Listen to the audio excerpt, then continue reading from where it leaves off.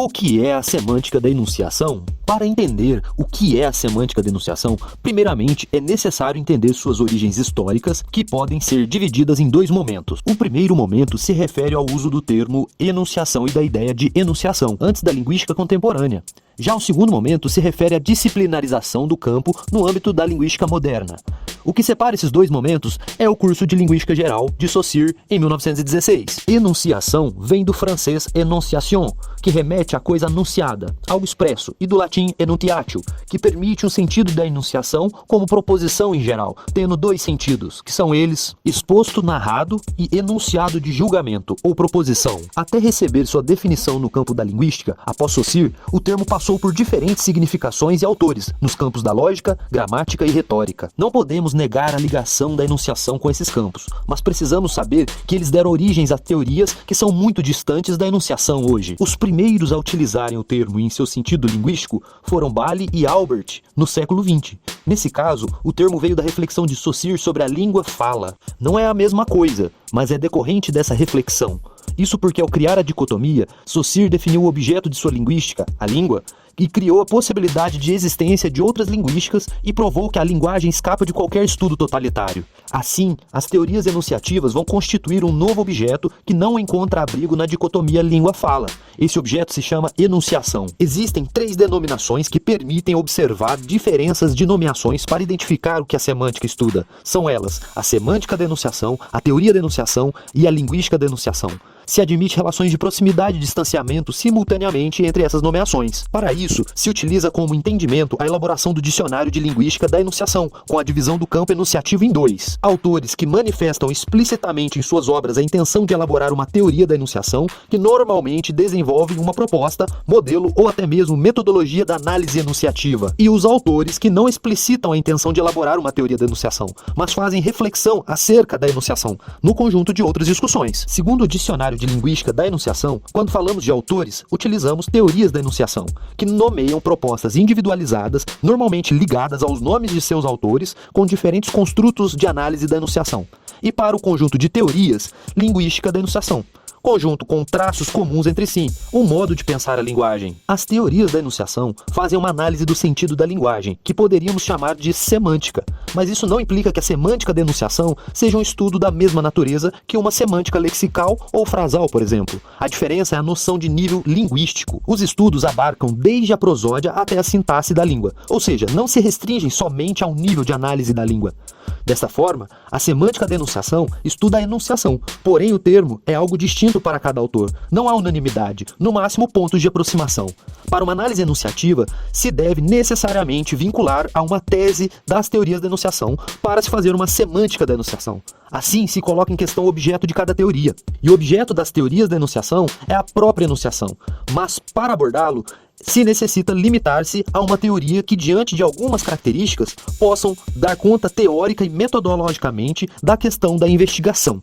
Para estudar alguns fenômenos usando a semântica da enunciação, o leitor, além de se deparar com uma certa ausência de intenção explícita por parte de Benveniste para elaborar uma teoria da enunciação, ele também irá se deparar com uma metodologia de estudo inacabada. Isso, inclusive, pode ser desafiador, mas não impossível, pois o que podemos chamar de teoria da enunciação está presente em um conjunto de artigos distribuídos em dois livros denominados Problemas de Linguística Geral. O que há nesses artigos se caracteriza como reflexão sobre a linguagem, e a partir deles que o leitor poderá iniciar um estudo dentro do campo. E então, como estudar os fenômenos através da teoria da enunciação? O que o leitor deverá fazer para realizar as análises enunciativas a partir da teoria benvenistiana será recortar o conjunto dos textos e do autor e selecioná-los de acordo com o fenômeno linguístico a ser examinado. Basicamente, o leitor deverá seguir três passos: selecionar os textos do autor que se relacionam com a análise dos fenômenos em questão, retirar desses textos um recurso metodológico a ser seguido e proceder à análise dos fenômenos considerados. Para exemplificar esse processo de análise, é possível considerar uma metodologia proposta por Benveniste em um dos seus textos mais complexos, O Aparelho Formal da Enunciação, publicado em 1970. Nesse texto, o autor dá enfoque ao que denomina como quadro formal de realização da enunciação e nos dá um percurso metodológico para analisar esse quadro.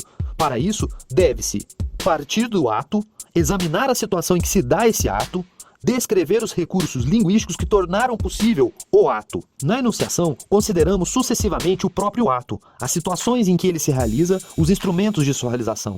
Benveniste define ato como a utilização da língua introduzida primeiramente pelo locutor, sendo este um parâmetro para as condições necessárias da enunciação. Antes da enunciação, a língua, não e senão possibilidade de língua. Depois da enunciação, a língua é efetuada em uma instância de discurso, que emana de um locutor, forma sonora que atinge um ouvinte e que suscita uma outra forma de retorno. Benveniste indica vários fenômenos que poderiam ser estudados na formação da enunciação.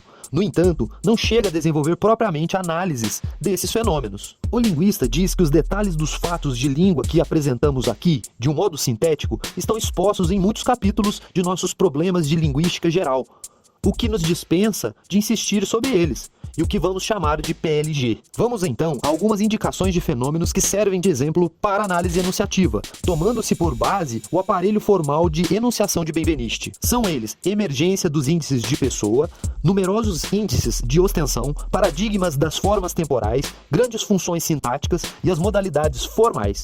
Desses, trataremos aqui, a título de exemplo, apenas a discussão em torno dos índices de pessoa, que é a relação eu-tu, que se produzem somente na e pela enunciação. O termo eu denota o indivíduo que profere a enunciação, e o termo tu denota o indivíduo presente como alocutário. No texto Estrutura das Relações de Pessoa no Verbo, do PLG 1, Benveniste critica a teoria gramatical clássica que estabelece uma simetria entre as três pessoas: eu, tu e ele. Segundo o autor, de início é necessário focalizar que as pessoas do discurso não são homogêneas. Ou seja, em eu há a pessoa implicada e em tu um discurso sobre essa pessoa.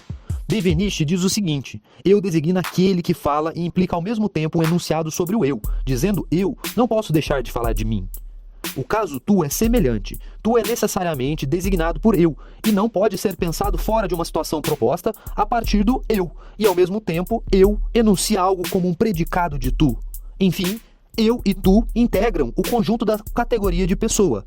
Do ele, por sua vez, é um predicado, só pode ser enunciado fora do eu-tu. Daí Benveniste questiona a legitimidade do ele como pessoa. Portanto, segundo o autor, ele não é pessoa. O termo ele comporta uma indicação de enunciado sobre alguém ou alguma coisa. Entretanto, não se refere a uma pessoa específica. Então é uma forma verbal própria da não pessoa. Há três características que diferenciam a pessoa eu-tu da não pessoa ele.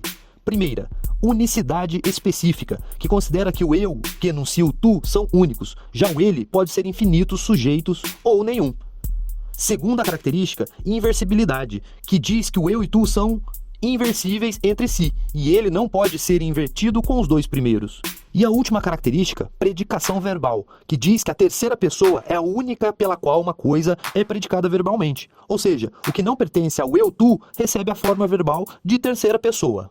Veja no quadro a seguir um resumo do que foi dito. Na correlação de pessoalidade, eu e tu são pessoas, ele não é pessoa. Na correlação de subjetividade, eu é a pessoa subjetiva, tu é a pessoa não subjetiva. Então, temos duas linhas de investigação da teoria de Benveniste. A linha teórica epistemológica, que busca contextualizar o pensamento benvenistiano na história das ideias linguísticas, e tem como teóricos Michel Bras e Saussure.